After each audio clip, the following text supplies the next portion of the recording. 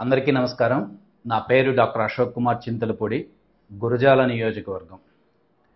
ఈరోజు గౌరవనీయులు నర్సరావుపేట పార్లమెంటు సభ్యులు లావు శ్రీకృష్ణదేవరాయలు గారు కేంద్ర హోంమంత్రి అమిత్ షా గారికి లెటర్ రాస్తూ జగన్మోహన్ రెడ్డి గారి గురించి చాలా మాటలు చెప్పారు. ఏంటంటే 11 సిబిఐ కేసులున్నాయి, ఈడీ కేసులున్నాయి, హత్యా రాజకీయాలు చేస్తున్నారు అని చాలా ఉదహరిస్తూ ఒక లెటర్ రాయడం జరిగింది. శ్రీకృష్ణదేవరాయలు గారు, మిమ్మల్ని ఒకటే అడుగుతున్నానండి, జగన్మోహన్ రెడ్డి గారి మీద ఎప్పుడు ఈ కేసులన్నీ పెట్టారు? మీరు ఒక్కసారి ఆలోచించండి. 2019కి ముందే ఉన్నాయి కదా.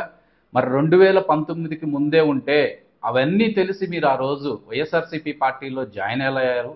అప్పుడు ఎంపీ ఎలా అయ్యారు? నా క్వశ్చన్ అది. జగన్మోహన్ రెడ్డి గారి మీద కేసులు పెట్టింది ఎవరు?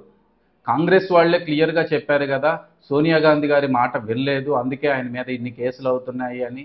దానికి మీ సమాధానం ఏంటి? అంటే ఆ రోజు మనము ఆయన పక్కన ఉన్నంత కాలం కేసులున్నా పర్వాలేదు, ఏమున్నా పర్వాలేదు, మన పని జరగాలి. కానీ ఆయన తప్పు చేస్తున్నాడు అనుకున్నప్పుడు మీరు ఎందుకు ప్రశ్నించలేదు? 5 ఏళ్ళు మీ పదవిని అడ్డు పెట్టుకొని అక్కడే కొనసాగి ఎలక్షన్కి ముందు ఇవన్నీ బయటకు వచ్చేసి ఇప్పుడు అవన్నీ తప్పు అంటాం ఎంతవరకు సమంజసం? మీరు ఒక్కటి గుర్తుపెట్టుకోండి, శవరాజకీయాలు చేస్తున్నారు అంటున్నారు. దాని గురించి బ్రహ్మాండంగా చెప్పగలిగిన వాళ్ళు పెద్దాయన, మీ నాన్నగారు రత్తయ్య గారు. ఎన్నో లక్షల మందికి ఎడ్యుకేషన్ చెప్పిన ఆయన అడగండి ఒక్కసారి, శవరాజకీయాలకి ఎవరు చేశారో, ఎట్లా ఉంటాయో, వెన్నుపోట్లు ఎట్లా ఉంటాయో ఒక్కసారి మీరు రత్తయ్య గారిని అడగండి, తెలుస్తుంది. పోలీసులు బెదిరిస్తున్నారు పోలీసుల్ని జగన్మోహన్ రెడ్డి గారు అని అంటున్నారు. ఏ సార్, పోలీసులు ఏం చేస్తున్నారో మీ నర్సరావుపేట కాన్స్టిట్యున్సీలో మీకు ఏం జరుగుతుందో, పార్లమెంటు డివిజన్లో ఏమి జరుగుతుందో మీ దృష్టికి రాలేదా? ఒక పని చేస్తానండి, ఈ గురజాల నియోజకవర్గంలో పోలీసులు చేసినటువంటి అరాచకాలు నేను సాక్ష్యాధారాలతో సహా మీకు పెడతాను. మీరు ఏం చేస్తారు? ఒక పార్లమెంట్ సభ్యులుగా, ఒక టీడీపీ నాయకుడిగా మీరు ఏం చర్య తీసుకుంటారో దానికి కూడా మీరు సమాధానం చెప్పాలండి.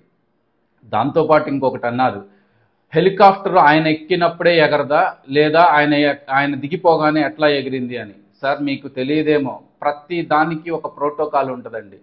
హెలికాప్టర్ అన్నది ఎక్కను అన్నది జగన్మోహన్ రెడ్డి గారు కాదండి, అది ఆ పైలట్ సూచించి విండ్షీల్డ్ దెబ్బతిన్నది, విఐపి ప్రోటోకాల్ ప్రకారం అది విఐపీలని క్యారీ చేయడానికి అవ్వదు అని వాళ్ళు చెప్పిన తర్వాతే రోడ్డు మార్గాన్ని వెళ్ళారు కానివ్వండి. జగన్మోహన్ రెడ్డి గారు అంతటా జగన్మోహన్ రెడ్డి గారు నేను వెళ్ళను, నేను ఎక్కను అని ఎప్పుడూ అనలేదండి.